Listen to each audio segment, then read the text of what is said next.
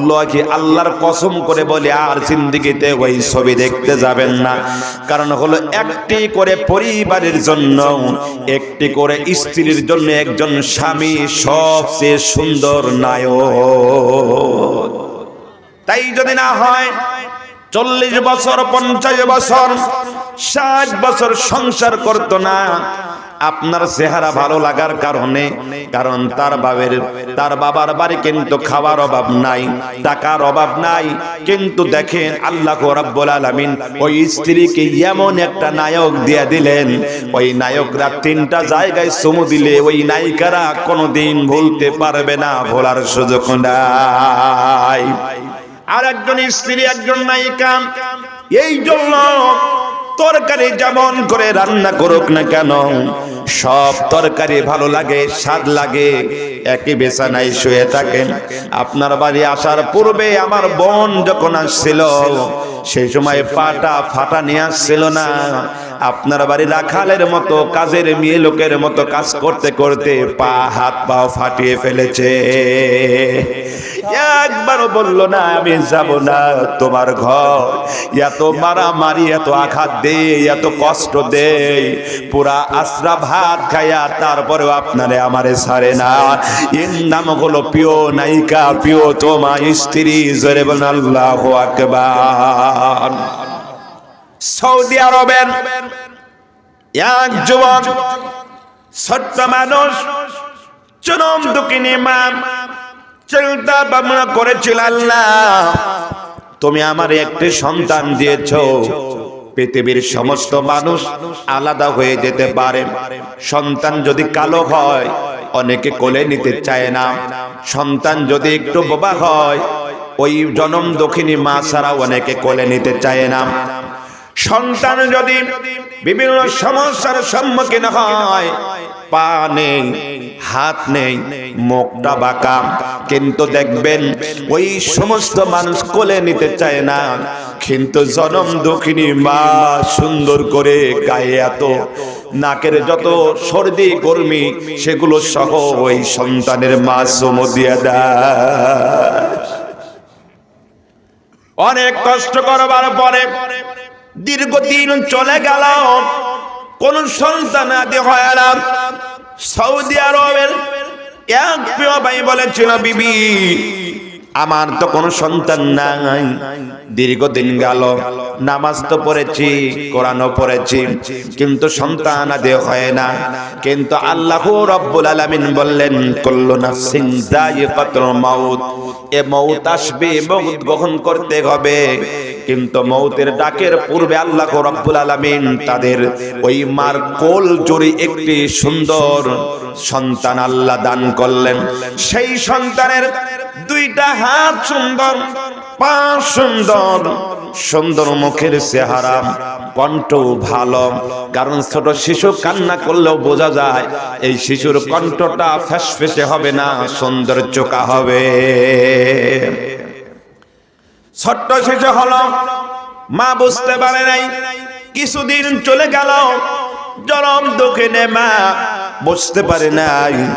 তারপরে ছেলেটা হাঁটা শুরু করলো, কিন্তু দেখা গেল এই ছেলেটা দেখতে পারে না, হামকুর দিয়ে পড়ে যায়, আবার রাস্তায় হেঁটে যায়, পড়ে যায়। ডাক্তার সাহেবের কাছে নিয়ে গেল। এবার ডাক্তার সাহেব ডেকে বললেন, মা আপনার সন্তান আল্লাহ এত সুন্দর করে বানিয়েছে, আপনার সন্তানের 2টা হাত এত সুন্দর বানালেন, 2টা পা এত সুন্দর দিলেন, চোখ সুন্দর দিলেন, হাত পা সুন্দর দিলেন, সুন্দর চেহারা দিলেন, কিন্তু চোখের দৃষ্টি আমার আল্লাহ দেন নাই। তার মানে হলো আপনার সন্তান অন্ধ, আপনার সন্তান অন্ধ। কোনদিন আপনার সন্তান এই পৃথিবীর মুখ দেখতে পারবে না, কিন্তু পৃথিবীর মুখ দেখাবেন কে? জোরে বলুন কে? খাবান কে? পরান কে? রিজিকের মালিক কে? আপনারে বানালেন কে? আমার প্রিয় ভাইয়ারা, জনম দুঃখিনী মা সন্তানকে বুকে জড়িয়ে নিলেন, 2 গালে 2টো চুমো লাগাইয়া দিলেন, বললেন আহারে আমার সন্তানের দুইটা চোখ নেই, কি হয়েছে? আমার সন্তান আমার চোখ দিয়ে এই পৃথিবীর সব কিছু দেখবে। জোরে বলেন আল্লাহু আকবার। এর নাম হলো মা। আল জান্নাতু তাহতা আকদামিল উম্মাহাত। মার পায়ের নিচে জান্নাত, আপনার আমার পায়ের নিচে জুতা বা খরম। কথা বলেন ঠিক কিনা? সেই মাকে সেই বাবাকে ভুলে যাও, লজ্জা করে না, শরম করে না। তুমি একদিন বৃদ্ধ হবে, বয়স হবে, তোমার সন্তানও তোমাকে ভুলে যাবে, এটা তুমি মনে রাখবা। আমার প্রিয় ভাইয়ারা, অন্ধ বলে আদর করে না, কেউ ভালোবাসে না। স্কুলে নিয়ে যাবে, মাস্টারেরা তারে গ্রহণ করে না, বলে মা কষ্ট পায়েন না, আপনার ছেলে অন্ধ, আপনার ছেলেকে পড়ানো সম্ভব নয়, কোনো প্রাথমিক বিদ্যালয়ে ভর্তি হতে পারবে না, কোন স্কুলে পড়াশোনা করতে পারবে না। আমি যদি শুধু বলবো আলিফ, আমি যদি বলি সরেও, আমি যদি বলি ক, কিংবা যদি বলি এটাই শুধু সে মুখস্থ বলতে পারবে, কিন্তু ওই ছেলেটা কোনোদিন তার পক্ষে সম্ভব নয় বাংলা লিখতে পারে, ইংরাজি লিখতে পারে। কারণ হলো সে অন্ধ। এই অন্ধ ছেলেকে আমাদের কোন স্কুলে তারে আমি নিতে পারি না। জনম দুঃখিনী মা কান্না করলেন, আমার ছেলের কি অবস্থা হবে, আমার ছেলের পরিস্থিতি কি হবে, আমার ছেলে কি মূর্খ হয়ে থাকবে? এটা হয় না। মনে মনে চিন্তা করলেন। এই জনম দক্ষিণী মা 5 ওয়াক্ত নামাজ পড়লেন, 1 ওয়াক্ত নামাজ কাজা করে না। আপনারা যেমন 1 ওয়াক্ত নামাজ কাজা করেন না, বিধায় মসজিদ করেছেন। এটা হলো আল্লাহর হুকুম, ফরজ করেছেন আল্লাহ, নিয়ামত দিয়েছেন আল্লাহ, বরকত দিয়েছেন আল্লাহ। আল্লাহ বলেন ফজর থেকে যখর পর্যন্ত কোন বান্দা যদি গুনাহ করে, ওই গুনাহ করতে দেরি, বান্দা যখর পড়বে আমি আল্লাহ গুনাহ মাফ করতে দেরি করব না। আল্লাহু আকবার। আমার প্রিয় ভাইরা, জান্নাতি মানুষ, ঈমানদারেরা, চরম দুঃখিনী মা নামাজে বসে গেল। নামাজে বসবার পরে ওই মা সিজদায় লুটিয়ে পড়ে। বলেন তো, বন্ধু বন্ধুর খবর রাখে, সামনাসামনি কথা বলে, বন্ধু ভালো মন্দ গল্প করে, একটা আপেল কিনলে দুজন ভাগ করে খায়, যদি 10 টাকা থাকে দুজন মিলে 2 কাপ চা খায়।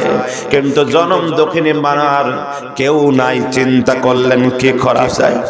আল্লাহ বললেন তুমি আমার বন্ধু যদি হতে চাও, তুমি যদি সাথী হতে চাও, তুমি যদি প্রিয় হতে চাও, তাহলে দেরি করো না। ইন্নাস সালাতা তানহা আনিল ফাহশাই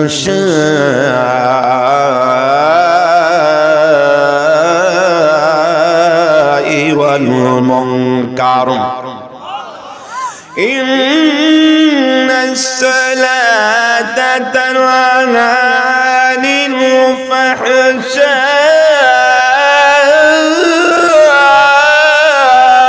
ওয়াল মুনকার। কোরআনের ভাষা খুব ভালো লাগে, কথা বলেন ঠিক কিনা? পৃথিবীতে এত কোরআন পড়লো, আজ পর্যন্ত কেউ বললো না কোরআন শুনতে আমার ভালো লাগে না, আমার তৃপ্তি লাগে না, শান্তি লাগে না। গান যদি শোনেন খারাপ লাগে, কিন্তু কোরআন যতবার তেলাওয়াত করা যায় তত বেশি ভালো লাগে। আল্লাহ বলে তুমি যদি আমার বন্ধু হতে চাও, কি করো? নামাজি যাও, মসজিদে যাও, সূরাতুল ফাতিহা তেলাওয়াত করো, সূরাতুল ইয়াসিন তেলাওয়াত করো, সূরাতুল ওয়াকিয়া তেলাওয়াত করো, সূরাতুন নাবা তেলাওয়াত করো, কিংবা যে কোনো একটি সূরার একটি আয়াত যদি তেলাওয়াত করো, আমি আল্লাহ তার এত প্রিয় হয়ে যাই, বন্ধু হয়ে যাই, সে আমার এত আপন, এত কাছের, পৃথিবীতে এত আপন কেউ হতে পারে না।